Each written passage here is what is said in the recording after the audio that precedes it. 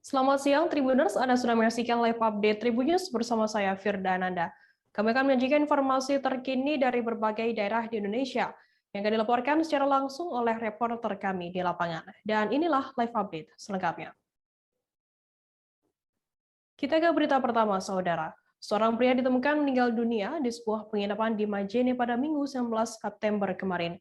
Pria tersebut ditemukan meninggal di kamar penginapan yang berlokasi di lingkungan Lembang, Kelurahan Lembang, Kecamatan Banggai Timur, Majene.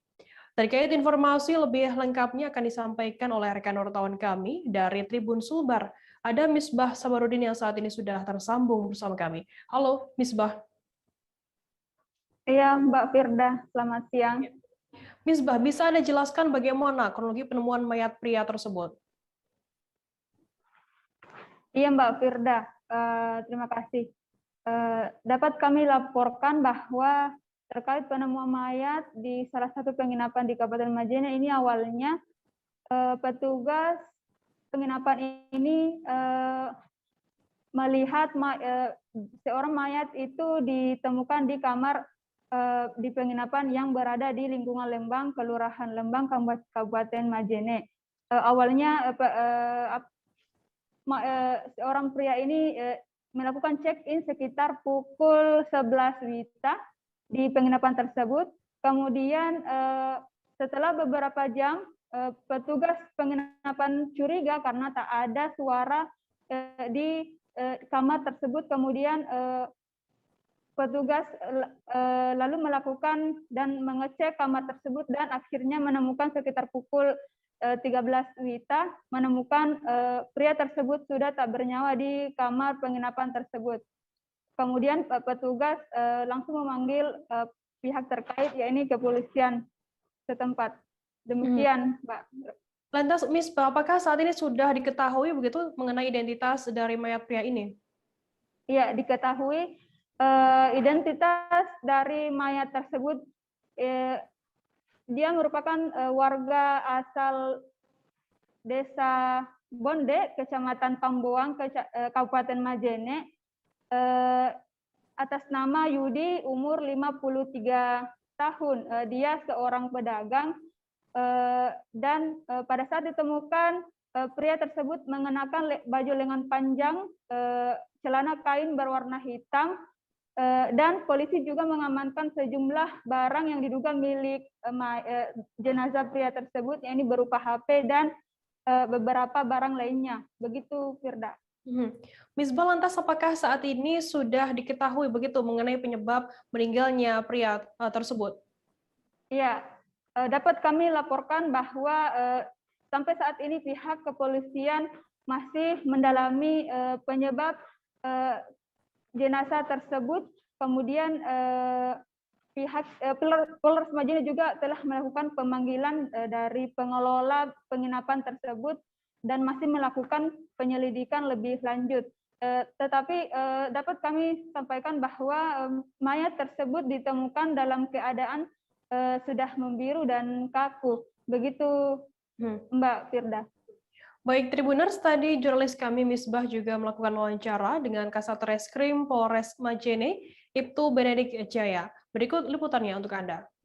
Ada yang pertama baju lengan panjang yang digunakan korban, celana kain panjang warna hitam yang digunakan korban, beserta ikat pinggangnya, HP Nokia warna putih yang dimiliki oleh korban, dompet warna coklat yang dimiliki oleh korban, topi warna abu yang dimiliki oleh korban. Kami masih melakukan pendalaman penyelidikan ini, sementara kami panggil yang memiliki tempat itu, apa itu. Sementara kami melakukan pendalaman untuk melakukan penyelidikan. Masih penyelidikan, masih kita cari apakah ini apa penyebabnya.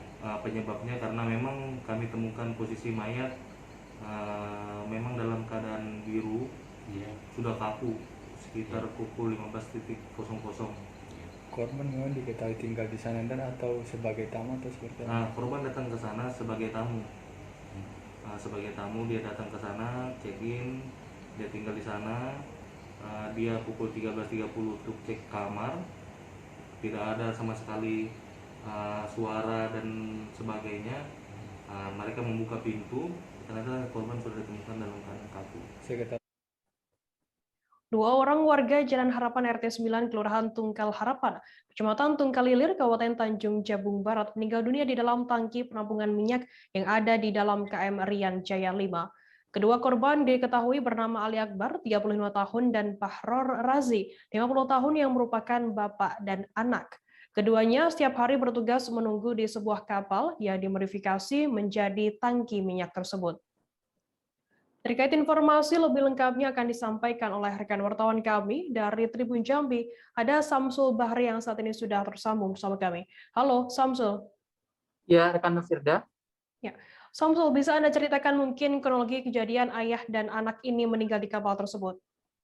Oke, rekan Frida dan Tribuners, dapat saya sampaikan bahwa untuk kronologis kejadian ini ada dua orang korban, di mana yaitu ada Farrozi berusia 60 tahun, kemudian ada Ali Akbar berusia 35 tahun, di mana keduanya diketahui merupakan atau memiliki hubungan keluarga, yaitu anak dan bapak. Jadi berdasarkan keterangan dari Kapolres Tanjung Jabung Barat, yaitu AKBP Muharman Arta, menerangkan bahwa awal kejadian yaitu Ali Akbar atau anak korban menuju kapal atau menuju sebuah kapal yang bertambat di dermaga gudang usai melakukan bongkar muat BBM. Sementara itu kemudian tidak begitu lama Farrozi datang ke tangki atau ke kapal tersebut, namun didapati anaknya sudah dalam keadaan tidak bernyawa berada di dalam tangki minyak tersebut. Sementara itu berdasarkan informasi dari Kapolres bahwa Farrozi sendiri sempat meminta bantuan, namun karena kondisi hujan begitu sehingga suara dari Farrozi tidak didengar oleh masyarakat sekitar, dan Farrozi berinisiatif untuk mengangkat anaknya itu sendiri dari dalam tangki. Namun naas Farrozi sendiri ikut menjadi korban dari kejadian tersebut begitu, Firda. Lantas apakah sudah diketahui begitu mengenai pemilik dari kapal tangki minyak ini? Oke, rekan Firda dan Tribuners, dapat disampaikan bahwa informasi yang diterima kemarin juga di lapangan ada perwakilan dari pihak pemilik kapal yang datang ke lokasi, begitu dimintai keterangan oleh pihak kepolisian, yaitu bernama Yadi. Jadi beliau bukan merupakan pemilik, namun perwakilan dari pemilik kapal. Jadi diketahui bahwa pemilik kapal tersebut bernama Sipur. Jadi di awal informasi terima bahwa pemilik kapal adalah Munir, namun dibantah oleh Yadi, perwakilan dari pihak kapal. Jadi pemilik kapal adalah Sipur. Sementara untuk BBM sendiri itu merupakan jenis Pertalite. Demikian rekan Firda. Lantas Samsul, apakah saya mendapatkan informasi bahwa minyak tersebut ini ilegal? Apakah betul mengenai hal ini atau seperti apa informasi lengkapnya? Oke, rekan Firda, jadi kemarin telah dikonfirmasi langsung kepada Kapolres Tanjung Barat bahwa terkait dengan minyak itu ilegal atau non legal, pihaknya sendiri masih melakukan penyelidikan, jadi belum bisa memastikan apakah minyak tersebut legal atau non legal. Sementara itu untuk keterangan lebih lanjut mereka sudah memanggil beberapa pihak, termasuk dengan saksi, termasuk juga dengan pemilik kapal itu sendiri untuk bagaimana pengembangannya, apakah nanti ada pengembangan terkait dengan minyak tersebut. Demikian rekan Firda. Saat ini bagaimana untuk kondisi dua korban bapak dan anak tersebut? Oke, jadi pada saat adanya laporan dari warga setelah mendapati kedua korban meninggal di dalam tangki minyak tersebut, pihak kepolisian langsung membawa korban ke rumah sakit dan dilakukan visum. Jadi memang karena adanya zat kimia yang dihirup oleh kedua korban sehingga memang ada sejumlah melepuh begitu dalam kondisi tubuh kedua korban. Namun untuk keterangan lebih lanjut masih dilakukan update. Demikian rekan Firda. Baik, Tribuners, tadi jurnalis kami Samsul Bahri juga sudah melakukan wawancara dengan Kasful Ketua RT 9. Berikut liputannya untuk Anda. Tapi kalau menurut orang sini katanya itu kapal siapa berarti? Munir ya. Tapi berarti sudah aktivitas sudah lama tuh katanya. Kita itu tahunya cuma lama katanya. Tapi tak sampai bawa dia tahu lah. Waktu kejadian PT di mana PT? Waktu kejadian di rumahnya lah. Nah, jadi seperti apa tuh PT? Cuman kawan bilang ada pingsan di depan di dalam gudang. Jadi belum itu berangkat aja. Terus ada pula datang anaknya katanya. Jadi kita pergi lagi. Tapi pas sudah di lokasi, PT ada di lokasi waktu mayat apa sudah kejadian meninggal berarti? Oh, ada juga jauh juga itu kapal tuh ujung sana kan. Kita di jalan sini lah. Udah bawa. Jadi dibawa kemana kalau berarti? Sudah setelah diangkat mayat tuh? Bawa ke rumah sakit lah. Rumah sakit berarti. Oh, iya. Kita beralih ke Belitung, Saudara. Warga desa Tanjung Rusa, Kecamatan Membalong, Kabupaten Belitung dihebohkan dengan kejadian penemuan bayi pada Kamis 16 September malam. Bayi laki-laki itu pertama kali ditemukan Zulkifli, warga setempat di sebelah garasi rumahnya, sekira pukul 20:30 waktu Indonesia Barat. Saat ini bayi dengan berat 2,2 kg tersebut dan panjang 45 cm itu sedang dirawat di RSUD Marsidi Judono. Untuk informasi lebih detailnya sudah bergabung bersama kami wartawan dari Pos Belitung. Ada Dede Swender yang akan memberikan informasi lengkapnya untuk Anda. Halo Dede. Halo rekan Firda. Ya, Dede, bisa Anda ceritakan bagaimana kronologi penemuan bayi tersebut? Ya, baik rekan Firda. Untuk kronologis penemuan bayi ini terjadi pada hari Kamis malam sekitar pukul 20.30 WIB. Waktu itu Zulkifli mendengar suara tangisan bayi dari luar rumahnya ketika sedang bersantai. Ketika dirinya hendak memanaskan mobil menuju garasi, tangisan bayi tersebut semakin keras. Ketika dia berkeliling, ternyata menemukan sesosok bayi laki-laki di samping garasi rumahnya. Selanjutnya, Zulkifli membawa masuk bayi yang ditemukan beralaskan helai kain itu dan kemudian menghubungi ketua RT dan kepala desa setempat. Demikian rekan Firda. Lantas, apa tindak lanjut dari pihak kepolisian mengenai adanya kasus penemuan bayi laki-laki ini, Dede? Ya, setelah mendapat laporan dari masyarakat, personil dari Polsek Membalong langsung menuju lokasi kejadian. Setelah itu mengevakuasi bayi menuju puskesmas tempat. Tapi dikarenakan kondisi bayi dengan panjang 45 cm dan berat 2,2 kg itu harus mendapat perawatan yang lebih intensif, maka bayi langsung dibawa ke RSUD Marsidi Judono Tanjung Pandan. Jadi lantas bagaimana saat ini kondisi terakhir bayi tersebut setelah sudah ditangani begitu oleh pihak RSUD? Ya, berdasarkan informasi dari pihak RSUD, saat ini kondisi bayi sudah kembali normal. Selang yang sempat dipasang di bagian lambung juga sudah dilepaskan. Sedangkan untuk kondisi lainnya juga sudah kembali normal. Gitu, rekan Firda. Jadi lantas bagaimana untuk tindak lanjut dari pihak Dinas Sosial sendiri terkait adanya penemuan bayi laki-laki tersebut? Ya, untuk dari pihak Dinas Sosial sendiri, sementara ini akan berkoordinasi dengan pihak RSUD untuk proses penyerahan bayi. Kemudian setelah diserah terimakan, bayi tersebut akan diasuh sementara oleh Dinsos bekerjasama dengan panti atau lembaga yang ditunjuk nantinya. Setelah itu, Dinsos akan menerbitkan pengumuman memberitahukan kepada masyarakat bahwa adanya penemuan bayi tersebut sebelum proses adopsi itu dilaksanakan. Demikian, Firda. Baik, Tribuners, tadi jurnalis kami juga sudah melakukan wawancara dengan Kabid Rehabilitasi Perlindungan dan Jaminan Sosial Dinas Sosial, Pemberdayaan Perempuan dan Perlindungan Anak Kabupaten Belitung, Mukromi. Berikut liputannya untuk Anda. Kita dari Dinas Sosial akan menindaklanjuti penemuan bayi ini. Pertama, bayi itu kan sekarang posisinya masih di rumah sakit. Setelah di rumah sakit, nanti ada penyerahan dari rumah sakit ke Dinas Sosial.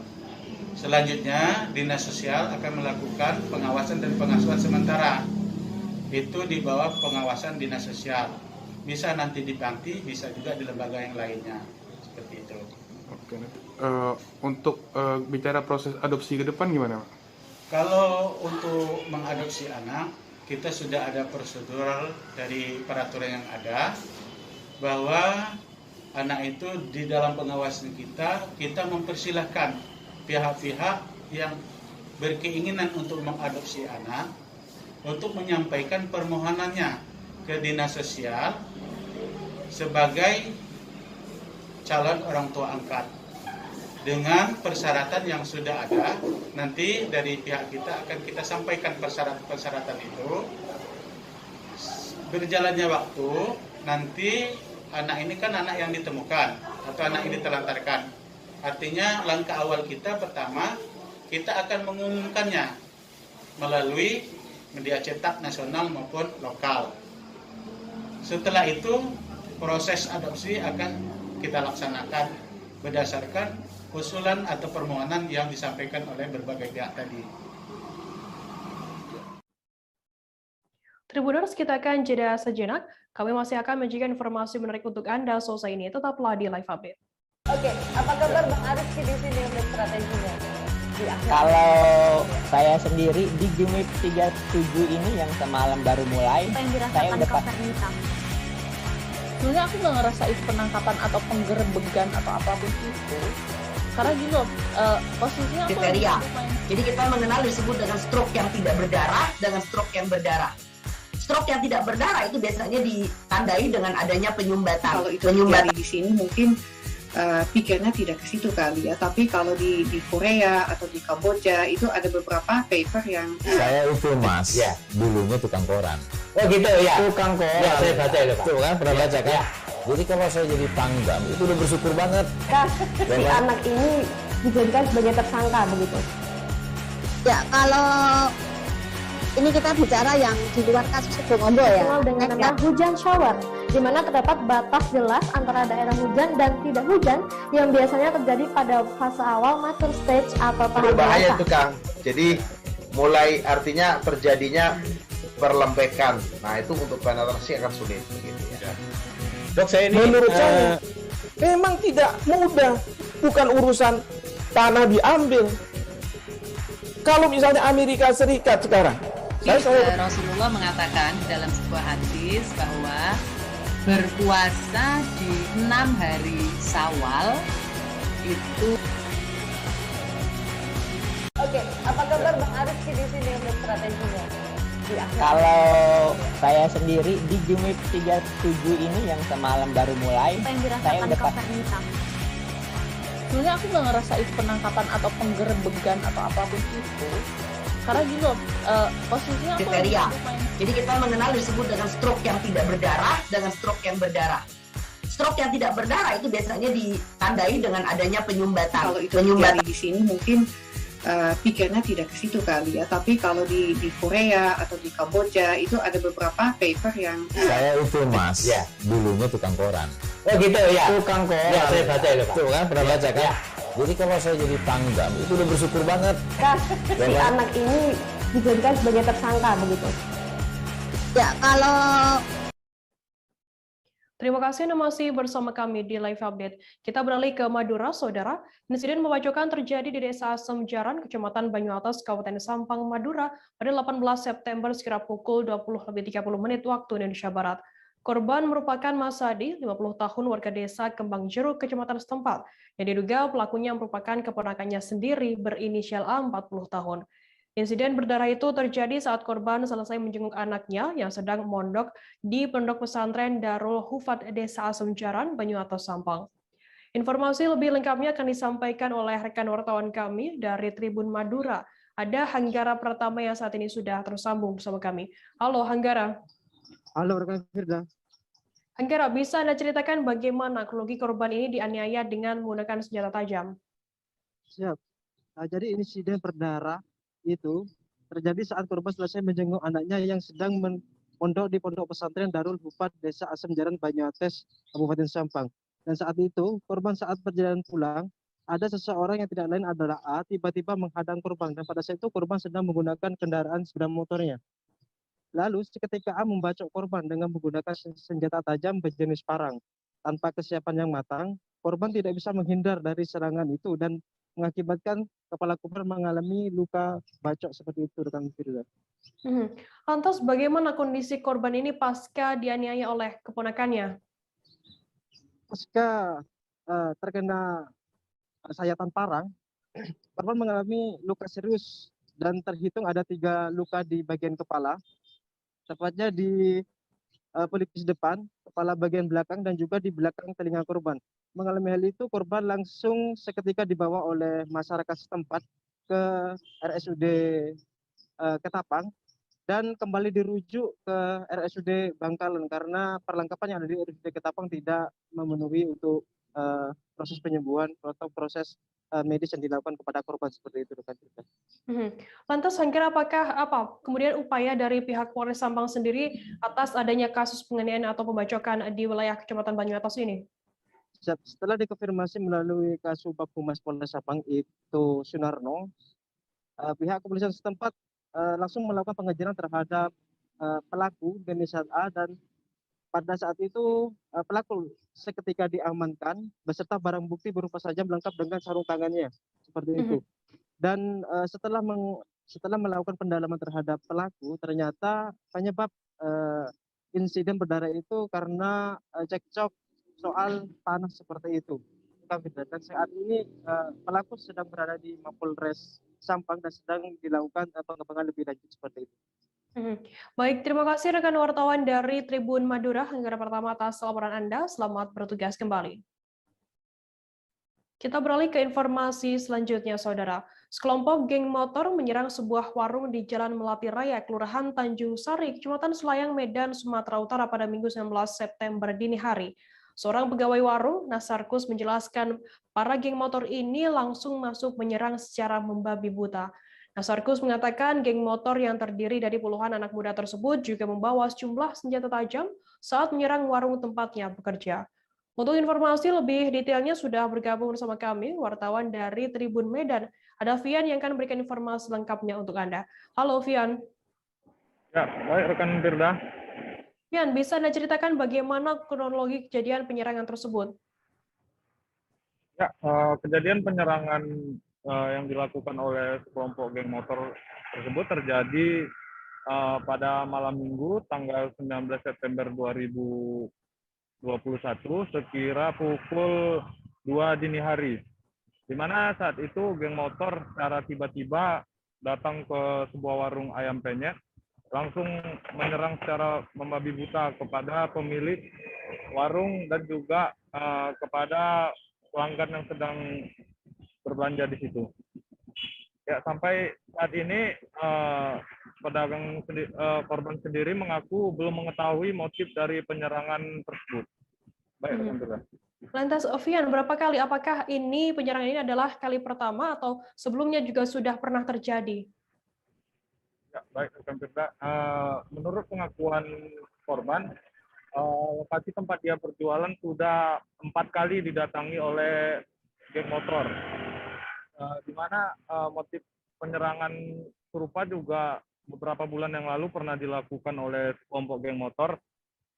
Korban telah mengadukan hal tersebut sebelumnya kepada pihak kepolisian, namun sampai hari ini belum ada tanggapan dari kepolisian. Namun peristiwa keempat ini polisi telah datang langsung ke TKP dan melihat kondisi warung pasca penyerangan dari geng motor tersebut. Vian, lantas bagaimana kondisi warung ini saat pasca terjadinya penyerangan tersebut dan saat ini seperti apa kondisinya? Ya, baik rekan Firda. Saat ini kondisi warung sudah tutup ya, sudah dari pasca kejadian sampai hari ini masih tutup karena banyak peralatan-peralatan mereka seperti stellingnya, seperti bangku-bangku, kursinya rusak dibuat geng motor. Baik. Baik, Tribuners, jurnalis kami Vian juga sudah melakukan wawancara dengan seorang pemilik warung bernama Anwar Zebua dan juga pegawai warung bernama Nasarkus. Berikut liputannya untuk Anda. Kejadian ini udah berulang-ulang, mulai dari bulan 2, bulan 4, bulan 6, dan bulan 9. Inilah terakhir bulan ini. Jadi kalau kronologinya ini sebenarnya kita tidak tahu apa masalahnya. Yang jelasnya kita belum pernah tanya detail-detailnya apa masalahnya sebenarnya, karena nggak pernah jumpa kita sama orangnya. Lalu kita sudah pernah melapor kepada pihak yang berwajib, namun gagal untuk diteruskan kasus ini. Jadi kronologisnya ini datang mereka langsung tiba-tiba aja menyerang bom babi buta, mukulin ini, lemparin pelanggan semua sampai pecah-pecah kepalanya, bawa lewang segini panjangnya, samurai, kayu, batu, dan ini membuat kami sebagai yang punya warung sangat trauma dengan hal ini. Makanya kami buat ini untuk minta perlindungan kepada yang berwajib. Mungkin sampai. Berarti cuma menghancurkan aja? Kira-kira jumlah berapa orang bang tadi bang orang itu? Kalau bicara kira-kira 20 motor ada. 20 motor benar ya? Satu kereta 3 orang. Berapa? Satu motor 3 orang. Apa aja yang diambil bang? Nggak ada yang diambil. Berarti ngerusak aja? Nggak ada. Berapa bang kira-kira kerugian bang? Kerugian kira-kira 2 juta aja. 2 jutaan. Jenazah korban kebakaran lapas kelas 1 Tangerang Ricardo batal dibawa ke negara asalnya pada Senin 20 September hari ini. Perwakilan Kedutaan Besar Portugal Emmanuel Bernader Cokulu mendatangi gedung forensik RS Polri Kramat Jati, Jakarta Timur sekira pukul 9:30 waktu Indonesia Barat. Ia disambut pihak perwakilan Kementerian Hukum dan HAM saat tiba di lokasi RS Polri Kramat Jati. Terkait informasi lebih lengkapnya akan disampaikan oleh rekan wartawan kami dari wartakotalive.com, ada Miftahul Munir yang sudah tersambung bersama kami. Halo Munir. Halo rekan Firda. Munir, bisa Anda jelaskan apa tujuan dari perwakilan Dubes Portugal ini datang ke RS Polri? Baik, tujuan dari perwakilan Kedutaan Besar Portugal mendatangi Polri adalah untuk menjemput jenazah dari korban kebakaran lapas kelas 1 Tangerang, Banten, bernama Ricardo Usumane Embalo. Namun dari pantauan lokasi ketika tiba di RS Polri dia langsung disambut oleh pihak dari Kementerian Hukum dan HAM. Demikian rekan Firda. Lantas apakah saat ini jenazah Ricardo WNA asal Portugal itu sudah diambil oleh pihak perwakilan Dubes Portugal? Baik, untuk jenazah Ricardo Embalo ini masih berada di RS Polri Kramat Jati, Jakarta Timur, karena pihak kedubes belum menyerahkan dokumen-dokumen atau belum ada kelengkapan yang harus dipenuhi atau persyaratan yang harus dipenuhi oleh pihak kedubes, sehingga hari ini jenazah Ricardo belum sempat dibawa oleh pihak kedubes. Demikian rekan Firda. Lantas apa alasan tidak jadinya dibawa jenazah Ricardo ini ke negara asalnya? Bisa Anda jelaskan? Baik, untuk alasannya sendiri karena tadi pihak Kemenkumham sudah bertemu dengan perwakilan Kedutaan Besar Portugal, namun karena ada beberapa berkas yang masih kurang dilengkapi untuk penerbangan jasad atau jenazah Ricardo ini, sehingga pihak dari kedubes batal membawa pulang jenazah Ricardo.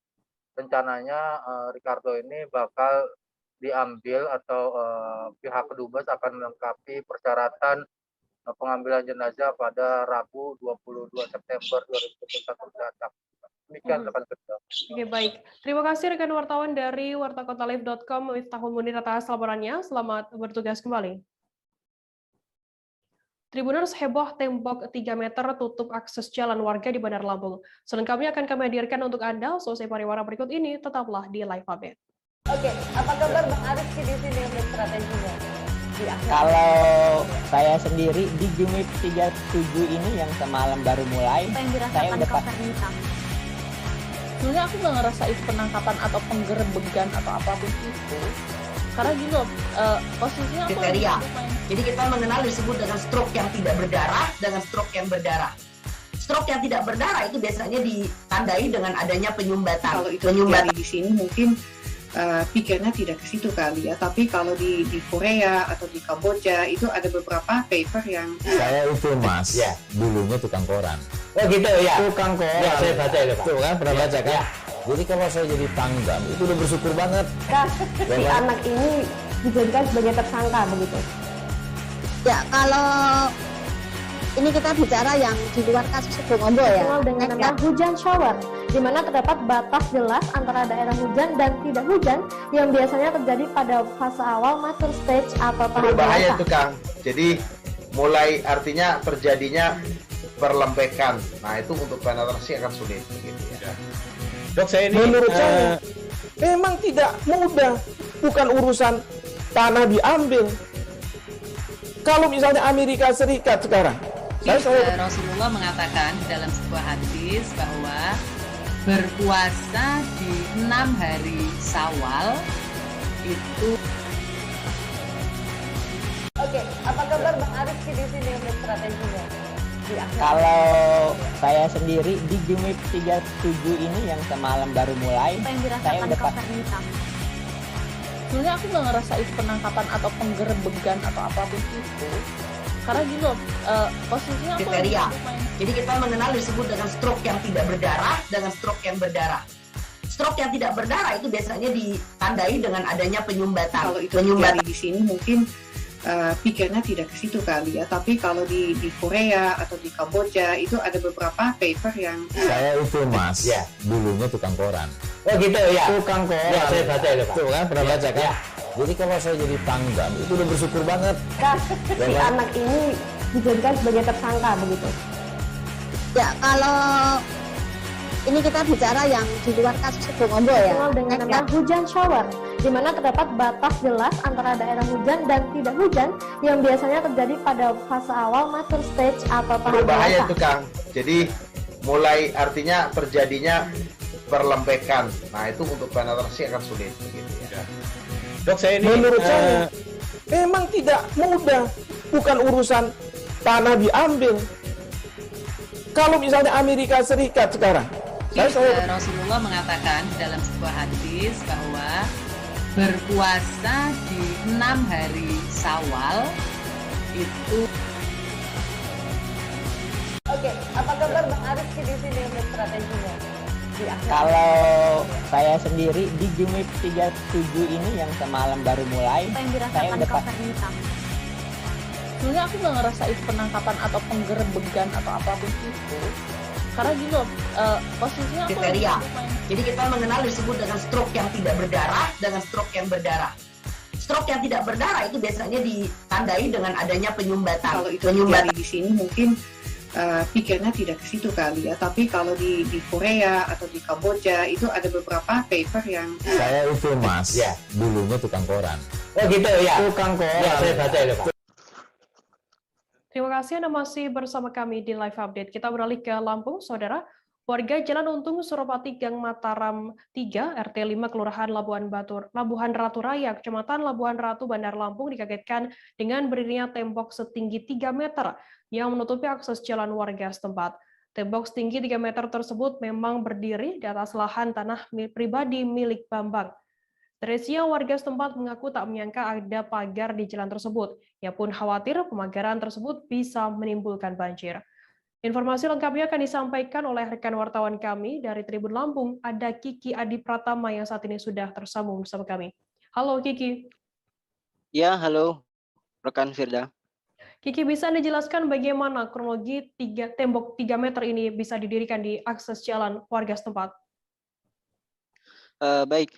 Jadi memang untuk pendirian bangunan tembok setinggi 3 meter tersebut sudah dilakukan sejak beberapa pekan lalu oleh Pak Bambang atau pemilik lahan di Gang Mataram 3 tersebut. Nah, namun memang untuk hebohnya baru-baru ini oleh warga masyarakat setempat karena memang tercium oleh pengguna media sosial sehingga menjadi ramai adanya tembok 3 meter di akses jalan warga.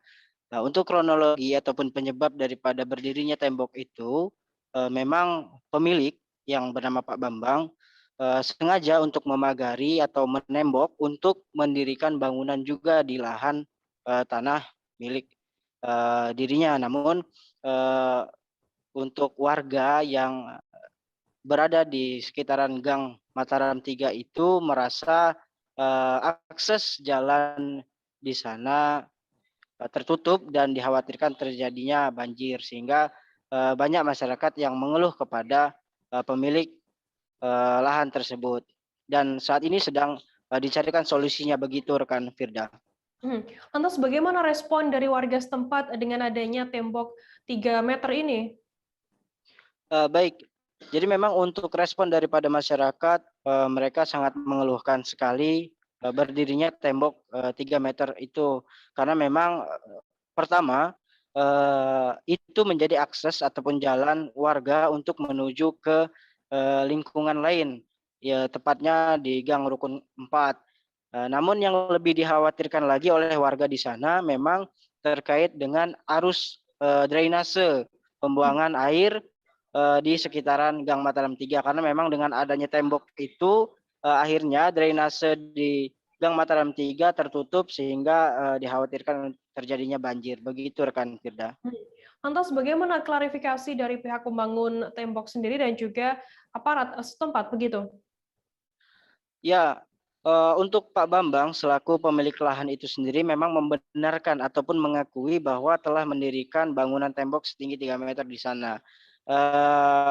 Dia memberitahu bahwa dulu sebelum pembangunan ada pembangunan rumah di sana, memang status lahan miliknya itu menjadi status pinjam pakai bagi warga di sana untuk dijadikan akses. Namun saat ini karena beliau ada kepentingan untuk membangun bangunan juga di lahan yang memang bertepatan dengan akses jalan warga di sana, maka kemudian dia mendirikan tembok tersebut. Nah, dan dia juga menyerahkan sepenuhnya proses pencarian titik terang ini kepada perangkat kelurahan di Kelurahan Labuhan Ratu Raya. Nah, sementara untuk pihak kelurahan sendiri pun membenarkan bahwa lahan tersebut milik Pak Bambang, sehingga memang saat ini pihak kelurahan sedang memberikan klarifikasi kepada warga masyarakat untuk mencarikan solusi. Dan ada satu solusi yang sudah ditemukan, yakni pemberian hibah 30 cm tanah untuk dijadikan drainase. Begitu rekan Firda. Baik, terima kasih rekan wartawan dari Tribun Lampung, Kiki Adi Pratama atas laporannya. Selamat bertugas kembali. Kita beralih ke informasi selanjutnya, Saudara. Jumlah penggawa PSM Makassar mengalami masalah setelah membantai Persebaya Surabaya 3-1. Penjaga gawang Syaiful mengalami masalah pada pergelangan kaki kanannya. Selain Syaiful, Rashid Bakri, Willem Jan Pluim, Ilham Udin Armain hingga Anco Jansen juga mengalami masalah ringan. Meski demikian, mereka masih dapat melakukan jogging. Untuk informasi lebih detailnya sudah bergabung bersama kami wartawan dari Tribun Timur. Ada Halik Mawardi yang saat ini yang akan memberikan informasi lengkapnya untuk Anda. Halo, Halik. Iya, rekan Firda. Halik, bisa Anda jelaskan bagaimana kondisi pemain PSM ini seusai laga melawan Persebaya? Jadi setelah laga melawan Persebaya pada Sabtu malam di Bandung kemarin, 5 pemain PSM Makassar yang diturunkan sejak menit awal, yakni Anco Jansen, Willem Jan Pluim, Rashid Bakri, Saiful, dan Ilham Udin Armain mengalami cedera ringan. Bahkan latihan pada minggu atau sehari setelah pertandingan, mereka hanya mengikuti latihan ringan. Sementara pemain lainnya masih dalam kondisi baik dan siap untuk pertandingan selanjutnya. Khusus untuk penjaga gawang Saiful yang tampil bagus melawan Persebaya mengalami sedikit masalah pada pergelangan kaki kanannya. Itu sementara rekan. Halik, lantas bagaimana tanggapan dari pelatih PSM sendiri terkait kondisi kelima pemainnya yang cedera ini?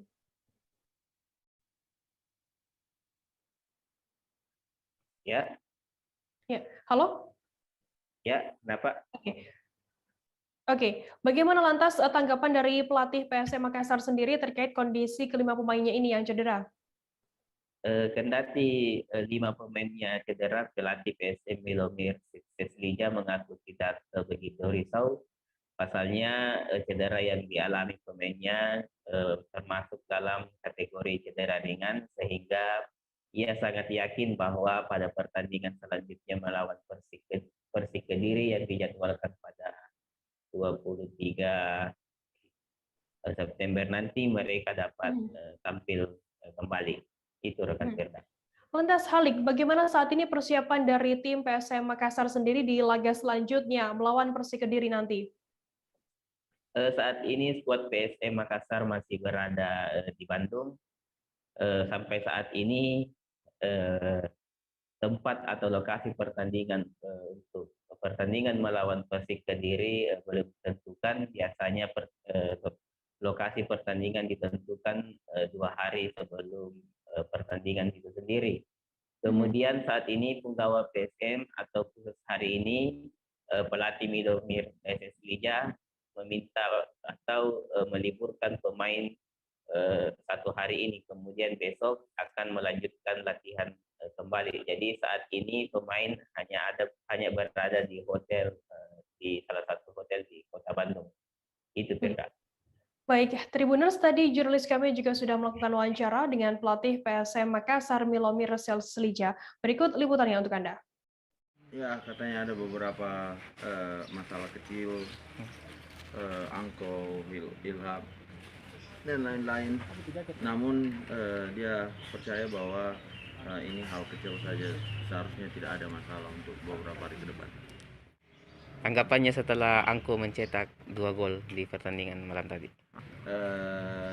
Saya tidak mengerti kenapa katanya. Ya, tentu saja saya senang dengan Angko cetak 2 gol. Cuman dari yang saya dengar katanya bahwa Angko sudah dijudge dari 2 pertandingan ini. Kalau memang katanya mereka adalah supporter yang benar-benar mensupport PSM, tidak bisa katanya menjudge seorang pemain hanya dalam 1-2 game.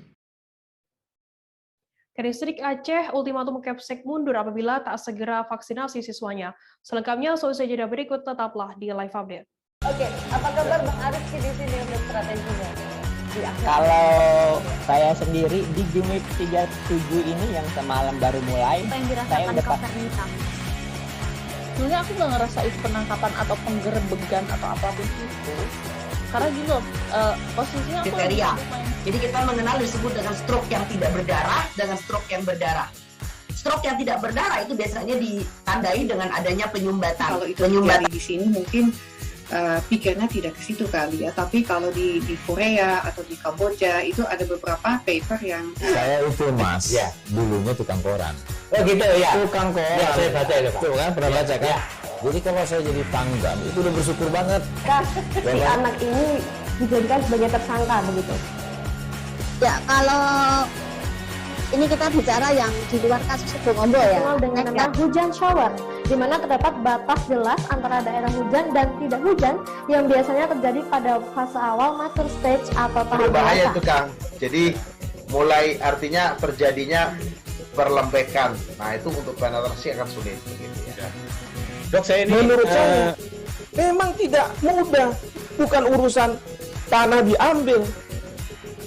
Kalau misalnya Amerika Serikat sekarang, Rasulullah mengatakan dalam sebuah hadis bahwa berpuasa di 6 hari Syawal itu.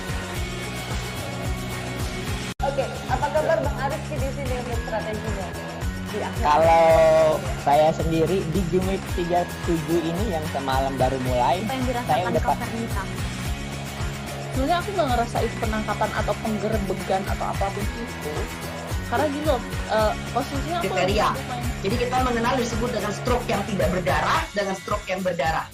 Stroke yang tidak berdarah itu biasanya ditandai dengan adanya penyumbatan. Kalau itu terjadi di sini mungkin pikirnya tidak ke situ kali ya. Tapi kalau di Korea atau di Kamboja itu ada beberapa paper yang saya itu Mas, ya, dulunya tukang koran. Oh gitu ya. Tukang koran. Ya, saya baca itu Pak. Tuh kan pernah baca kan? Ya. Jadi kalau saya jadi tanggam itu udah bersyukur banget. Si anak ini dijadikan sebagai tersangka begitu. Ya, kalau ini kita bicara yang di luar kasus Bongombo ya. Dengan nama hujan shower, di mana terdapat batas jelas antara daerah hujan dan tidak hujan yang biasanya terjadi pada fase awal mature stage atau tahap berbahaya dewasa. itu Kang. Jadi mulai artinya terjadinya perlembekan. Nah itu untuk penetrasi akan sulit. Gitu ya.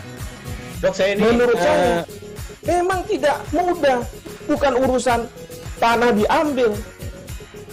Kalau misalnya Amerika Serikat sekarang, Rasulullah mengatakan dalam sebuah hadis bahwa berpuasa di 6 hari Syawal itu.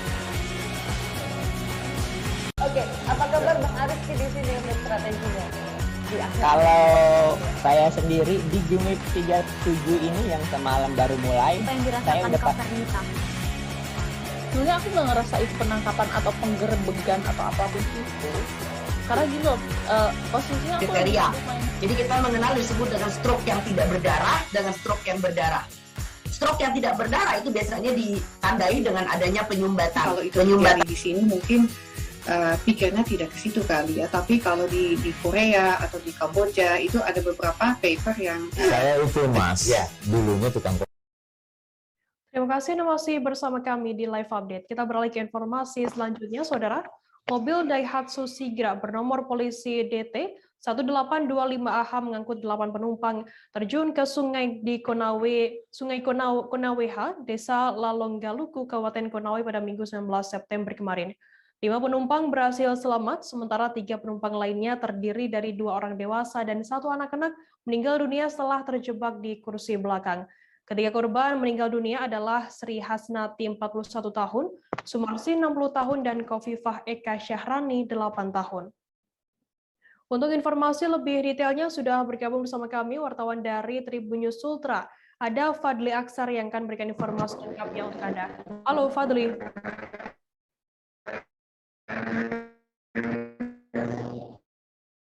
Halo rekan Fadli. Ya. Fadli, bisa Anda jelaskan siap. bagaimana mobil pengangkut 5 penumpang ini bisa terjun ke sungai? Ya, halo Firda. Ya, Fadli, bisa Anda jelaskan bagaimana mobil pengangkut 8 penumpang ini bisa terjun ke sungai begitu?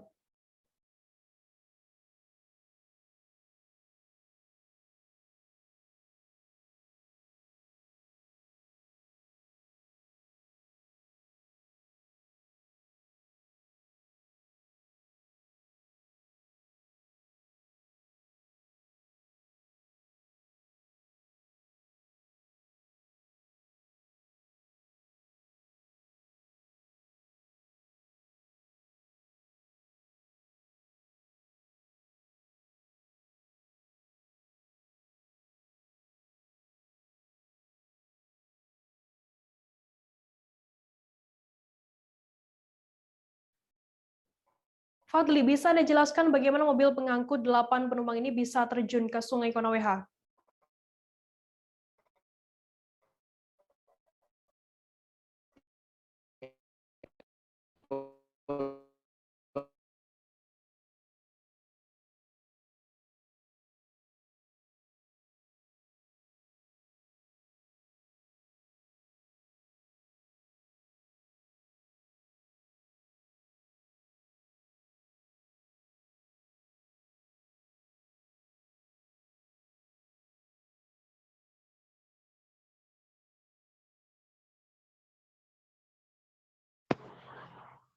Halo.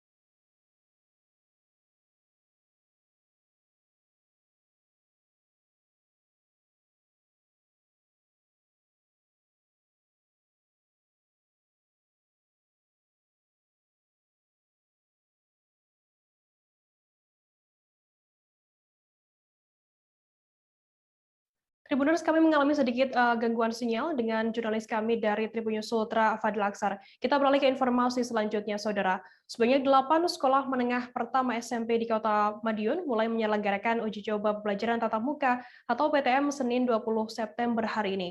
Wali Kota Madiun, Mayudi, mengatakan uji coba PTM ini dilakukan setelah melakukan berbagai persiapan, mulai dari vaksinasi COVID-19 hingga tes antigen untuk siswa maupun pelajar. Terkait informasi lebih lengkapnya akan disampaikan oleh rekan wartawan kami dari Tribun Jatim. Ada Sofyan Arif Chandra yang saat ini sudah tersambung bersama kami. Halo Sofyan. Halo rekan Firda. Sofyan, bisa Anda jelaskan bagaimana suasana PTM di Kota Madiun pada hari ini dan bagaimana persiapannya? Ya benar rekan Firda, hari ini Wali Kota Madiun, Maidi, mulai membuka uji coba pembelajaran tatap muka di tingkat SMP untuk di wilayah Kota Madiun. Hari ini Wali Kota Madiun, Pak Maidi, melakukan roadshow ke sejumlah SMP di Kota Madiun untuk meninjau langsung pelaksanaan uji coba tatap muka di SMP. Dalam kunjungan tersebut, Pak Maidi mengingatkan kepada para murid dan kepada kepala sekolah serta guru-guru untuk senantiasa menjaga protokol kesehatan walaupun semua siswa sudah dilakukan vaksin dan antigen. Seperti itu, Firda. Sofyan, lantas apa alasan dari pihak Pemkot sendiri baru membuka PTM hari ini, padahal sebelumnya 1 minggu yang lalu sudah PPKM di Madiun sendiri sudah level 3 begitu? Ya, memang berdasarkan Inmendagri sebenarnya sudah diperbolehkan Firda untuk melakukan PTM dengan kuota 50%. Namun Pak Maidi, Wali Kota Madiun, mungkin terburu-buru untuk membuka PTM karena Pak Maidi ingin menuntaskan terlebih dahulu vaksinasi COVID-19 untuk siswa SMP dan SD yang sudah berusia lebih dari 12 tahun, setidaknya capaian vaksinasi 70% Firda. Terus hari ini capaian vaksinasi ini sudah untuk yang dosis pertama sudah mencapai 90%, sehingga Pak Maidi memberanikan diri untuk membuka SMP di Kota Madiun. Begitupun untuk SD, setidaknya dalam 2 atau 3 hari ke depan ini akan dibuka secara bertahap. Sebenarnya di Madiun sendiri ada 23 SMP Firda, baik negeri maupun swasta. Namun Pak Maidi baru mengizinkan 8 SMP terlebih dahulu untuk meninjau bagaimana pelaksanaan PTM, apakah sudah sesuai protokol kesehatan atau belum. Setelah semua terkondisikan, nanti akan dibuka secara bertahap SMP-SMP yang lain. Ini untuk SMP-SMP juga diwajibkan sebelum masuk para siswa dan guru di tes antigen akan dilakukan pada hari pertama PTM. Karena hari ini yang masuk ini adalah siswa dengan nomor absen ganjil, maka yang di antigen terlebih dahulu ada siswa yang akan masuk hari ini. Sedangkan besok adalah siswa yang nomor absen genap akan masuk bergantian, sehingga besok akan dilakukan tes lagi untuk siswa yang bernomor absen genap sebelum masuk ke kelas untuk mengikuti pembelajaran tatap muka, Firda. Sofyan, lantas bagaimana untuk penerapan protokol kesehatan di sekolah-sekolah yang ada di Madiun ini? Ya, untuk sekolah-sekolah di Kota Madiun ini diwajibkan untuk menerapkan 50% kuota siswa yang boleh masuk. Untuk mengikuti PTM harus ada tempat cuci tangan di masing-masing kelas, dan untuk jam masuknya sendiri dimulai pukul 8 dan pulang pukul 10 tanpa ada jam istirahat, Firda, sehingga tidak ada waktu untuk berkerumun. Setelah jam pulang langsung diwajibkan untuk pulang, tidak boleh untuk bermain terlebih dahulu. Semua sekolah di UKS-nya juga harus mempunyai rapid test antigen, sehingga jika ada siswa yang walaupun sudah di rapid test antigen tapi pada siang harinya mengalami pusing ataupun tidak enak badan, akan langsung di tes antigen sehingga cepat ketahuan apa penyebab tidak enak badan tersebut.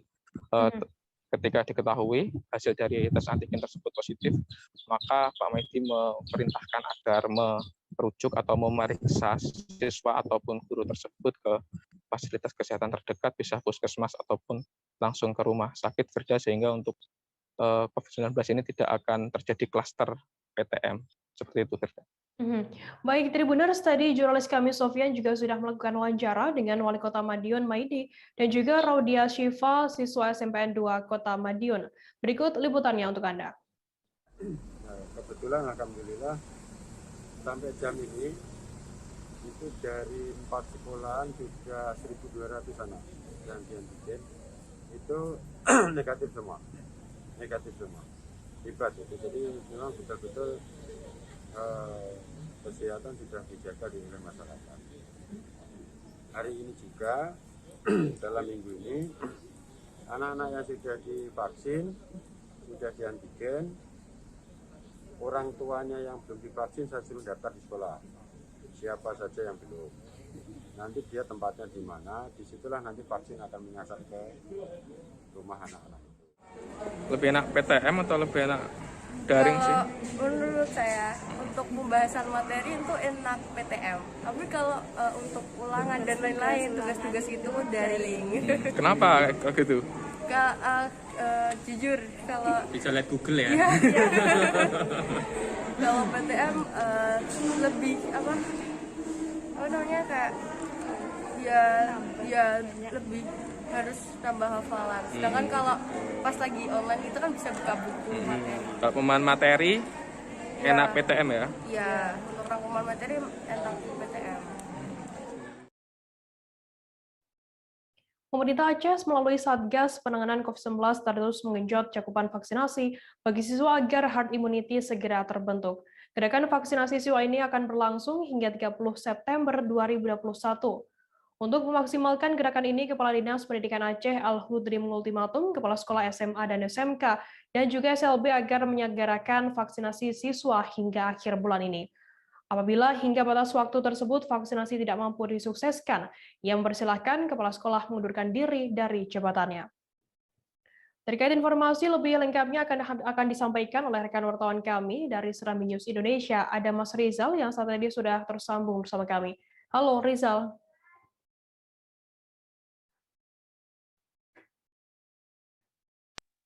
Ya, Firda.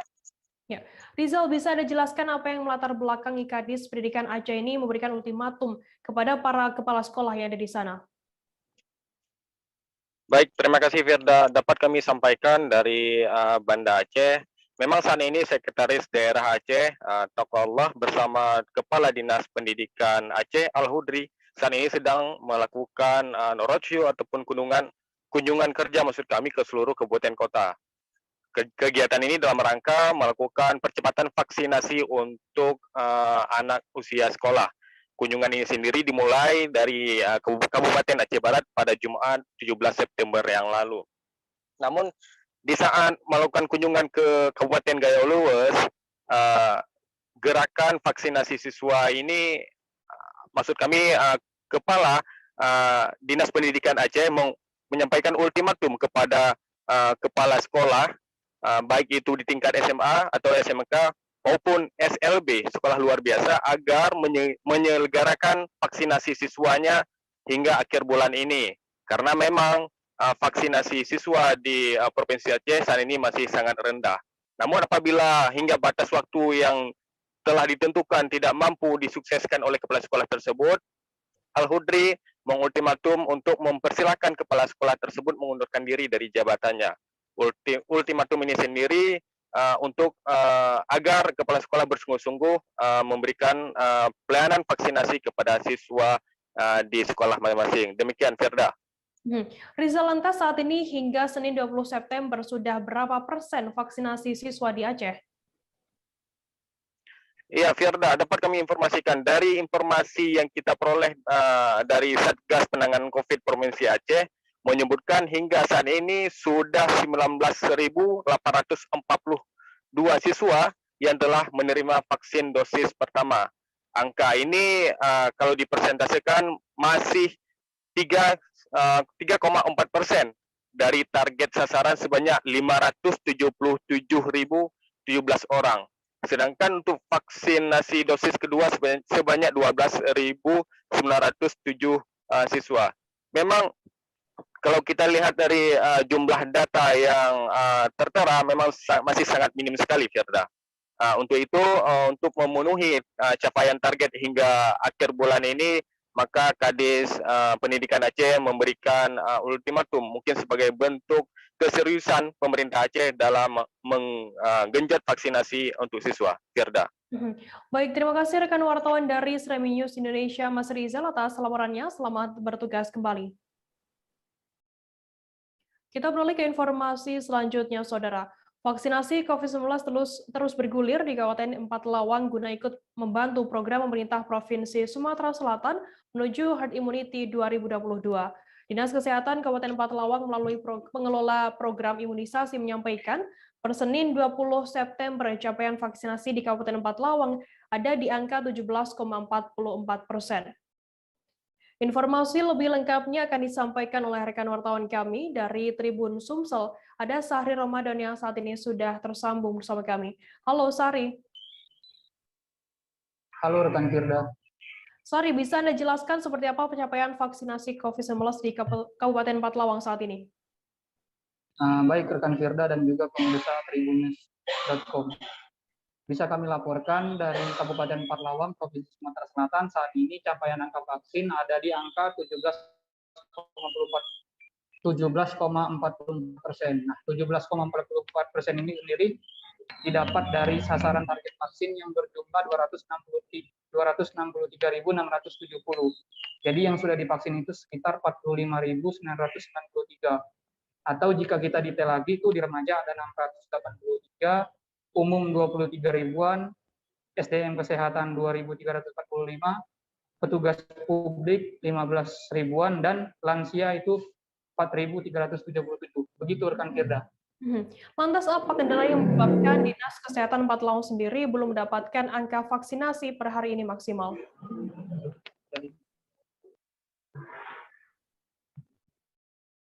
Halo, Sari? Halo, rekan.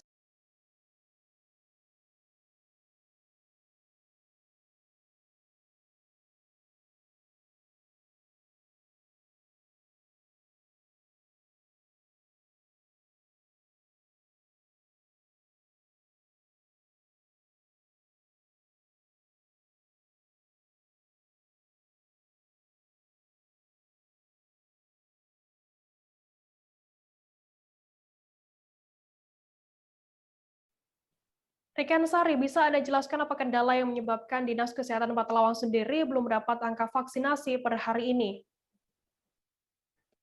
Untuk kendala sendiri, salah satunya tadi berdasarkan wawancara kami dengan pengelola vaksinasi, memang Kabupaten Pathlawang itu geografinya perbukitan. Jadi memang lokasi vaksin itu sendiri ada di RSUD Tebing Tinggi dan juga puskesmas.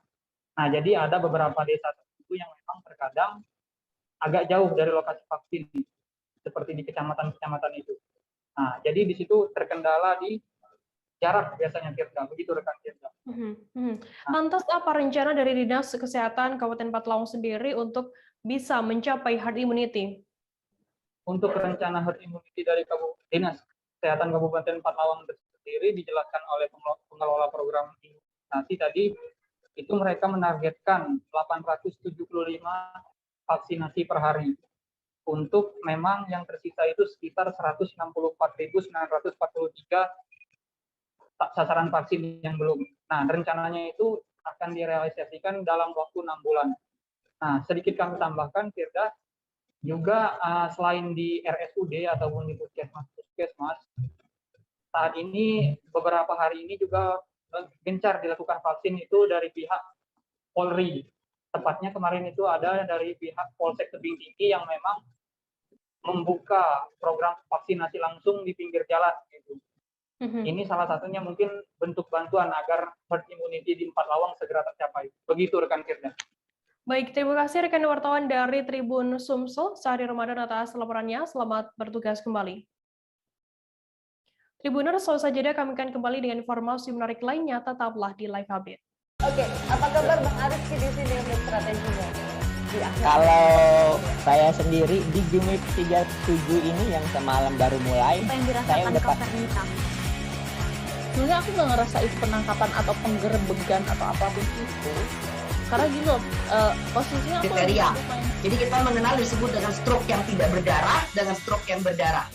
Stroke yang tidak berdarah itu biasanya ditandai dengan adanya penyumbatan. Kalau itu terjadi di sini mungkin pikirnya tidak ke situ kali ya, tapi kalau di Korea atau di Kamboja itu ada beberapa paper yang saya itu Mas, ya, dulunya tukang koran. Oh gitu ya. Tukang koran. Ya, saya baca itu Pak. Tuh kan pernah baca kan? Ya. Jadi kalau saya jadi tanggam itu udah bersyukur banget. Si anak ini dijadikan sebagai tersangka begitu. Ya, kalau ini kita bicara yang di luar kasus Sebongombo ya. Dengan nama hujan shower, di mana terdapat batas jelas antara daerah hujan dan tidak hujan yang biasanya terjadi pada fase awal mature stage atau tahap berbahaya dewasa. itu Kang. Jadi mulai artinya terjadinya perlempekan. Nah itu untuk penetrasi akan sulit. Gitu ya. Dok, saya ini menurut saya memang tidak mudah. Bukan urusan tanah diambil. Kalau misalnya Amerika Serikat sekarang Rasulullah mengatakan dalam sebuah hadis bahwa berpuasa di 6 hari Syawal itu. Oke, apa kabar Bang Arifki di sini untuk strateginya? Kalau saya sendiri di Game 37 ini yang semalam baru mulai, saya udah sebenarnya aku nggak ngerasa itu penangkapan atau penggerebegan atau apapun itu, karena gini loh, posisinya aku kriteria. Jadi kita mengenal disebut dengan stroke yang tidak berdarah dengan stroke yang berdarah. Stroke yang tidak berdarah itu biasanya ditandai dengan adanya penyumbatan. Kalau itu terjadi di sini mungkin pikirnya tidak ke situ kali ya, tapi kalau di Korea atau di Kamboja itu ada beberapa paper yang saya itu mas, ya dulunya tukang koran. Oh gitu ya. Tukang koran. Ya saya baca itu Pak. Tuh kan pernah baca kan? Ya. Jadi kalau saya jadi tanggam itu udah bersyukur banget. Si anak ini dijadikan sebagai tersangka begitu. Ya kalau ini kita bicara yang di luar kasus Sebongombo ya. Dengan nama hujan shower, di mana terdapat batas jelas antara daerah hujan dan tidak hujan yang biasanya terjadi pada fase awal mature stage atau tahap berbahaya dewasa. itu Kang. Jadi mulai artinya terjadinya perlembekan. Nah itu untuk penetrasi akan sulit. Gitu ya. Dok saya ini menurut saya memang tidak mudah, bukan urusan tanah diambil. Kalau misalnya Amerika Serikat sekarang, Rasulullah mengatakan dalam sebuah hadis bahwa berpuasa di 6 hari Syawal itu. Oke, apa kabar Bang Arifki di sini untuk strateginya? Kalau saya sendiri di Game 37 ini yang semalam baru mulai, saya udah sebenarnya aku nggak ngerasa itu penangkapan atau penggerebegan atau apapun itu, karena gini loh, posisinya aku kriteria. Jadi kita mengenal disebut dengan stroke yang tidak berdarah dengan. Terima kasih Anda masih bersama kami di Live Update. Kita beralih ke Jawa Tengah, Saudara. Selama kurang lebih hampir 2 tahun pandemi COVID-19 membuat jumlah sektor usaha di Indonesia harus merasakan akibatnya. Seperti yang dirasakan oleh sejumlah dalang senior yang berasal dari berbagai daerah di Solo Raya. Karena sepi job manggung, mereka tak gengsi mengamen door-to-door ke rumah warga demi mencukupi kebutuhan mereka. Hal itu disampaikan oleh Ki Wartoyo, salah satu dalang asal Kabupaten Boyolali, Jawa Tengah.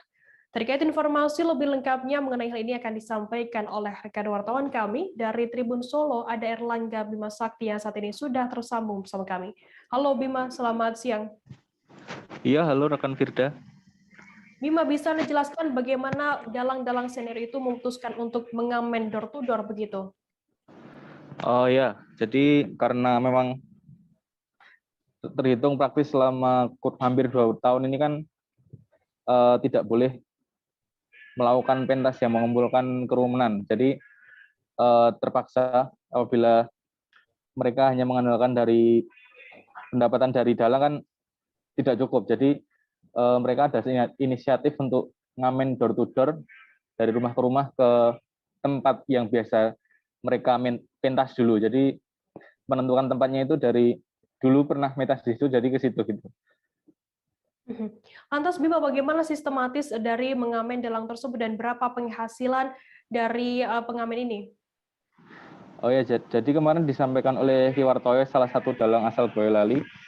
Jadi ada 5 dalang dan 1 sinden, mereka door to door menuju ke satu rumah ke rumah yang lain, terus minta izin sama tuan rumahnya apabila mengadakan pentas kecil-kecilan di sini apakah bisa, dan apabila diizinkan itu mereka pentas selama kurang lebih 30 menit dengan bayaran seikhlasnya. Jadi izin dulu ke tuan rumah, bila diizinkan ya udah baru tampil di situ. Kalau nggak diizinkan ya cari tempat lain begitu. Untuk penghasilan berbeda-beda. Ada yang membayar 50.000, ada yang membayar 100.000. Tapi kemarin ada juga yang memberi uang sebanyak 4 juta. Jadi untuk tanggal 15 kemarin, 1 kali pentas itu dari sore sampai malam dapatnya sekitar 5.200.000 dibagi 6 orang, 5 dalang dan 1 sinden. Begitu. Lantas apakah saat ini sudah ada solusi begitu dari pemerintah setempat bagi para pekerja atau pelaku seni kebudayaan? Untuk pengakuan dari mereka, jadi untuk solusi dari pemerintah itu mengadakan pentas jalang secara virtual, tapi mereka mengaku kalau virtual itu bukan solusi, karena kalau virtual kan nggak ada yang nanggap. Jadi penggemar wayang pun kalangan usianya sudah dewasa atau sudah tua. Jadi untuk virtual itu, jadi mereka menganggapnya bukan solusi, itu sulit gitu. Apakah nantinya akan ada kegiatan serupa begitu, Bima, mengamen dalang selanjutnya? Apakah seperti apa informasinya? Oh ya, jadi karena kemarin mendapat respon baik dari masyarakat, diterima, jadi untuk rencananya ke depan mereka akan mengadakan pentas lagi, rencananya hari Rabu nanti, kemudian hari Rabu tanggal 22 September, kemudian tanggal 27, tanggal 28, tanggal 29, dan 2 Oktober di tempat yang berbeda-beda. Ada yang di Boyolali, Sragen, Karanganyar, ada juga yang sampai Pemalang. Jadi nanti mereka akan melakukan semacam tour gitu. Baik, terima kasih rekan wartawan dari Tribun Solo, Erlangga Bima Sakti atas laporannya. Selamat bertugas kembali. Kita beralih ke informasi selanjutnya, Saudara. Balai Konservasi Sumber Daya Alam BKSDA Provinsi Riau kembali menggiatkan patroli di Hutan Suaka Marga Satwa atau SM Kerumutan Kecamatan Kerumutan Kabupaten Pelalawan. Dalam pekan ini sudah 2 kali patroli dilakukan petugas BKSDA Riau dari Seksi Konservasi Wilayah setelah pekan lalu ditemukan 44 kubik kayu olahan hasil aktivitas perambahan atau illegal logging di Kelurahan Kerumutan Kecamatan Kerumutan. Namun pelaku perambahan tidak ditemukan di lokasi, hanya kayu hasil pembalakan liar saja, jenis beranti, merah, dan juga ramen yang telah dirakit serta siap untuk diangkut. Terkait informasi lebih lengkapnya akan disampaikan oleh rekan wartawan kami dari Tribun Pekanbaru. Ada Yohanes Tanjung yang saat ini sudah tersambung bersama kami. Halo Yohanes. Baik, rekan Firda. Ya, Yohanes, apa saja hasil temuan illegal logging di SM Kerumutan ini? Baik, petugas dari BKSDA Provinsi Riau dari Seksi Konservasi Wilayah 1 kembali melakukan patroli di Hutan Suaka Marga Satwa Kerumutan. Patroli pada minggu kemarin dari Rabu sampai Jumat merupakan patroli lanjutan dari sebelumnya. Pasalnya petugas mendapatkan informasi bahwa para perambah kembali masuk ke SM Kerumutan. Dalam patroli tersebut, petugas menemukan belasan kayu ilegal, belasan kubik, beserta 10 pondok para pekerja yang diduga pelaku illegal logging, termasuk ratusan liter bahan bakar serta sepeda pengangkut kayu yang dibawa ke kanal-kanal atau sungai-sungai untuk dirakit kembali. Semua temuan itu yang didapatkan oleh petugas dimusnahkan secara terukur oleh petugas di lapangan. Demikian rekan Firda. Yohanes, apakah saat ini pelaku sudah bisa diidentifikasi oleh pihak BKSDA Riau? Baik rekan Firda, hal itu yang menjadi kesulitan oleh petugas selama ini. Pasalnya di SM Kerumutan terdapat berbagai jalur masuk, baik itu dari kanal, dari sungai, ataupun dari parit-parit kecil, termasuk dari jalur-jalur tikus yang ada di wilayah hutan. Hal itu yang menyulitkan petugas untuk menangkap para terduga pelaku perambahan ini. Selain itu, ketika petugas sudah masuk ke area hutan, para pelaku sudah terlebih dahulu pulang atau melarikan diri. Demikian rekan Firda. Lantas, apakah BKSDA Riau juga menemukan adanya perburuan terhadap hewan dilindungi begitu? Baik rekan Firda, pada saat patroli dari antara hari Rabu sampai Jumat kemarin, petugas juga menemukan 1 ekor burung yang langka yang didapati di pondok oleh para perambah dan kemudian dilepas liarkan oleh petugas langsung pada hari itu. Selama ini memang perburuan terhadap satwa liar di SM Kerumutan sangat kecil, hanya saja perambahan yang terhadap kayu-kayu alam dan kayu ilegal masih marak saat ini. Demikian rekan Firda. Lantas Yohanes, apa upaya dari BKSDA Riau sendiri agar nantinya tidak terjadi perambahan hutan lagi serta perburuan terhadap hewan yang dilindungi? Baik, petugas dari BKSDA sudah memprogramkan untuk melakukan patroli secara rutin dan mengintensifkan pengawasan di areal SM Kerumutan. Selain itu, petugas juga merangkul para pemangku kepentingan atau pejabat di aparat desa di sekitar Kelurahan Kerumutan untuk melakukan sosialisasi kepada masyarakat dan agar masyarakat ikut menjaga kelestarian hutan dan melarang adanya perambahan-perambahan ilegal lainnya. Demikian rekan Firda. Baik, terima kasih rekan wartawan dari Tribun Pekanbaru, Yohanes Tanjung atas laporannya. Selamat bertugas kembali. Kita beralih ke Jawa Timur, Saudara. Pemkot Blitar mulai melakukan uji coba pembukaan wisata Makam Bung Karno di masa PPKM level 3 ini. Pembukaan wisata Makam Bung Karno tetap menerapkan protokol kesehatan untuk mencegah penularan COVID-19. Terkait informasi lebih lengkapnya akan disampaikan oleh rekan wartawan kami dari surya.co.id, ada Samsul Hadi, yang saat ini sudah tersambung bersama kami. Halo Samsul. Iya, selamat siang rekan Firda. Ya. Samsul, bisa Anda jelaskan kapan uji coba pembukaan wisata Makam Bung Karno tersebut dilakukan? Ya, baik, terima kasih. Untuk pembukaan uji coba pembukaan tempat wisata Makam Bung Karno di Kota Blitar dimulai minggu kemarin. Ya, ini uji coba di masa PPKM level 3. Kota Blitar masih berstatus level 3, jadi sifatnya uji coba. Kemarin itu jadi untuk uji coba memang terbatas ya, artinya dari Dinas Pariwisata dan Kebudayaan Kota Blitar selaku pengelola tempat wisata Makam Bung Karno itu sudah melakukan persiapan, dan untuk pengunjung memang dibatasi. Artinya pengunjung yang masuk ke pusara Makam Bung Karno itu hanya 25 orang maksimal.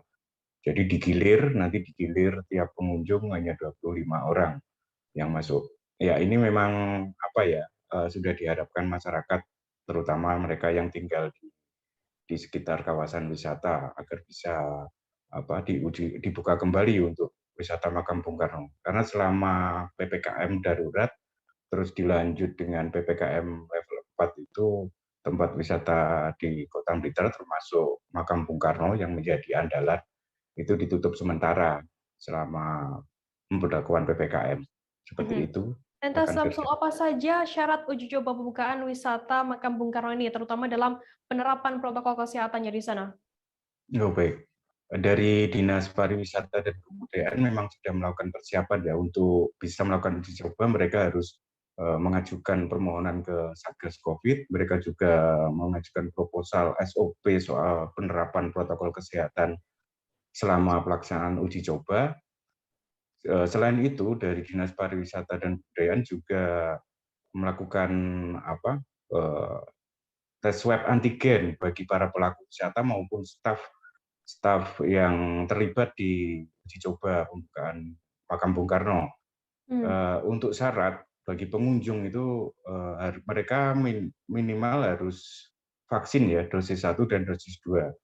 Jadi pengunjung untuk aplikasi Peduli Lindungi memang belum tersedia, tapi pengunjung wajib sudah vaksin ketika mau masuk ke kawasan Makam Bung Karno. Bukan hanya pengunjung, tapi untuk pelaku wisata dan staf juga sudah vaksin. Jadi untuk penerapannya soal aplikasi Peduli Lindungi dari Dinas Pariwisata dan Kebudayaan Kota Blitar itu dengan cara pengunjung menunjukkan aplikasi Peduli Lindungi di ponsel masing-masing, atau kalau tidak bisa mengakses aplikasi itu, mereka menunjukkan kartu vaksin kepada petugas yang ada di lokasi. Seperti itu rekan Firda. Berarti seluruh pengunjung dan juga pelaku wisata yang ada di Makam Bung Karno harus sudah divaksin dosis kedua begitu. Lantas bagaimana untuk kondisi pengunjung di hari pertama uji coba ini? Wah, hari pertama lumayan ramai ya. Langsung untuk pengunjung itu kemarin sampai jam 3 sore itu sekitar 400-an ya. Itu data dari petugas yang di lokasi. Itu ada 400-an pengunjung. Mereka tetap masuk secara bergilir, 25 orang.